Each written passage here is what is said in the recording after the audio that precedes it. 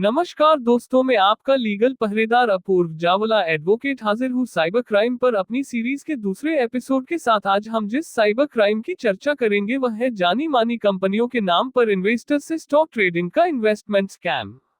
दोस्तों, ये cyber crime आजकल बहुत ज्यादा चलन में है। इस साइबर क्राइम को अंजाम बहुत ही शातिर तरीके से दिया जा रहा है। साइबर अपराधी बड़े ब्रोकिंग व फंड हाउसेस के शीर्ष अधिकारियों की फोटो और उनके ब्रांड लोगों का इस्तेमाल कर आम जनता का विश्वास जीतकर उनका पैसा शेयर बाजार में लगाने और उनको मोटा मुनाफा दिखाकर अपना शिकार बना रहे हैं। साइबर अपराधी विभिन्न साइट्स पर निवेश के आकर्षक इश्तेहार देते हुए लिंक्स डालते हैं।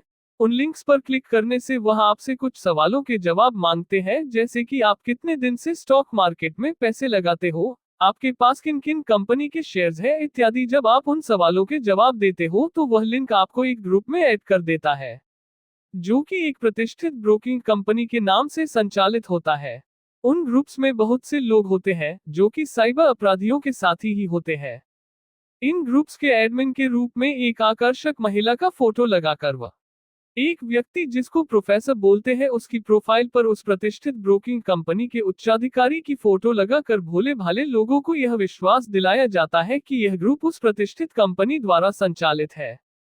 ग्रुप के अधिकांश सदस्य साइबर अपराधी ही होते हैं जो रोजाना मोटा पैसा, जो कि 5 लाख से 50 लाख या उससे भी ऊपर हो सकता है, निवेश करते हुए दिखाते हैं और मोटा मुनाफा कमाते हैं, जो कि 10% से लेकर 25% रोजाना का होता है। ये साइबर अपराधी इतना मुनाफा ये कहकर कमाते हैं कि हम लोग शेयर्स की ब्लॉक ट्रेडिंग करते हैं, और यह ब्लॉक ट्रेडिंग आप अपने साधारण डिमैट खाते से नहीं कर सकते। इसके लिए आपको विशेष खाता यानी कि इंस्टीट्यूशनल ट्रेडिंग अकाउंट खोलना होगा, जो कि सिर्फ हाई नेटवर्थ इंडिविजुअल का ही खुलता है।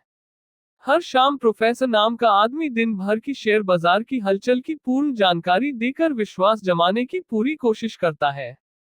जब शिकार इन्वेस्टर को यह विश्वास हो जाता है कि ये ग्रुप असली में प्रतिष्ठित कंपनी द्वारा ही संचालित है, तब ये लोग अपने शिकार को पैसा निवेश करने को उकसाते हैं कि यह निवेश स्कीम सिर्फ 500 भाग्यशाली लोगों के लिए ही है और आप उनमें से एक हो। इसके लिए ये लोग एक एप्लीकेशन डाउनलोड कराते हैं जिसके माध्यम से एक इंस्टीट्यूशनल अकाउंट भी खोलने की बात कही जाती है।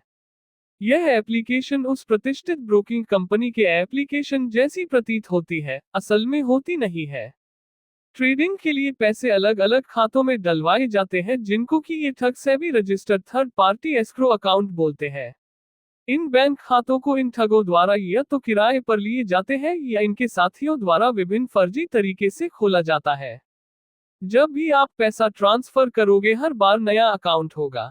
इन साइबर अपराधियों द्वारा इन्वेस्टर को डाउनलोड कराई गई अवैध एप्लीकेशन के माध्यम से विभिन्न नामी कंपनी के शेयर्स मार्केट रेट से कुछ 10 से 12% नीचे खरीदवाए जाते हैं। रोजाना बाजार बंद होने से पहले खरीदने का निर्देश दिया जाता है और अगले दिन सुबह बेचने को बोला जाता है। ये सब खरीद बिक्री एप्लीकेशन के माध्यम से होती है, उसी में इन्वेस्टर को अपना मुनाफा व अपनी रकम बढ़ी हुई दिखाई जाती है।